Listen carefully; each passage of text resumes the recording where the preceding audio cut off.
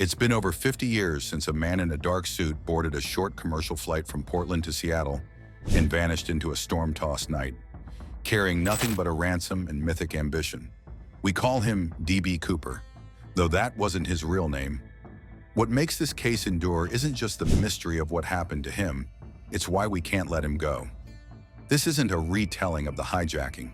This is a story about why D.B. Cooper became a cultural ghost, a symbol of anti-establishment cool, timeless defiance, and almost cinematic perfection in an imperfect world. For most criminal cases, there's a beginning, a climax, and a resolution. But the Cooper case refused that structure. On November 24, 1971, the day before Thanksgiving, a man hijacks Northwest Orient Flight 305, extorts $200,000, then jumps from 10,000 feet into freezing darkness. The FBI spends decades chasing smoke. No body, no confirmed evidence, just fragments, a tie, a few bundles of cash, and an empty sky. So why, generation after generation, do people still care? It's because Cooper did something deeply human. He disappeared on his own terms. In a world obsessed with surveillance, data, and identity, that kind of vanishing feels almost supernatural. Think about the context. The early 70s were restless. Vietnam, Watergate, inflation, disillusionment. The American dream was cracking, and Cooper, in a single night, seemed to rewrite it. He wasn't rich, but he outsmarted authority. He wasn't violent, but he scared the most powerful agencies in the world. He spoke calmly, smoked a cigarette, ordered a bourbon, and then simply vanished, like an act of civil disobedience performed at 10,000 feet. It's no wonder that in popular culture, Cooper became more myth than man. Songs, books, movies, he was reinvented as a gentleman outlaw. But if we strip away the romanticism, we're left with something even more intriguing. A man with intimate knowledge of aviation, logistics, and risk, willing to gamble everything on a plan with no guarantee of survival.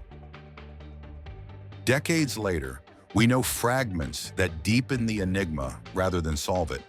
The bundles of decayed money found on a riverbank in 1980, the titanium traces on his tie, hinting at an industrial or engineering background.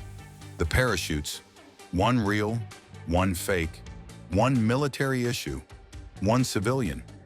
Each clue opens another door, but reveals no room inside. Even the suspects, there were hundreds, form a kind of psychological Rorschach test.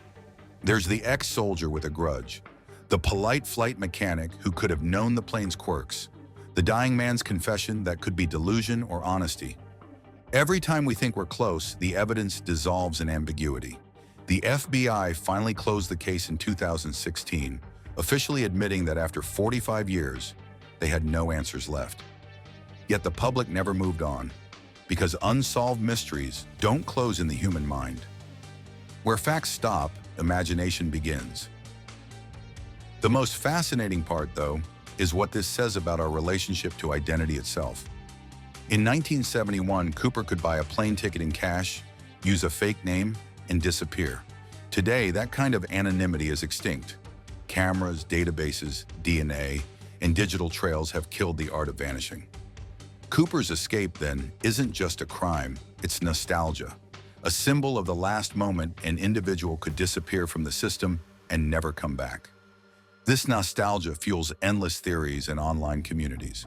Historians debate, engineers simulate the jump, forensic analysts study old banknotes, even Reddit and X users dissect shadows of evidence, frame by frame. It's not that people expect to solve it, it's that the endless search has become a mirror for our obsession with resolution in a world that rarely offers any. But maybe the ultimate reason D.B. Cooper endures is because he forces us to confront the question, what does it mean to get away? If he died in the forest that night, he becomes a cautionary tale of hubris. But if he lived, even for a day, even for a year, he became the only person in modern history to successfully rob the system and walk away anonymous. And whether we admit it or not, that fantasy resonates.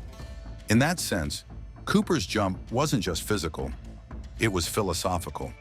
It was a leap between order and chaos, courage and madness, fact and fiction. Every new theory, every viral video, every expert reconstruction isn't really about finding Cooper. It's about chasing the part of us that still believes a person can be both real and legend at once. So when we ask, who was D.B. Cooper? What we're really asking is something else. Could we ever disappear like that today? Could anyone live and die entirely outside the archive of technology and truth?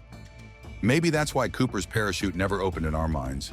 Because as long as we keep imagining how he landed, the legend keeps falling forever.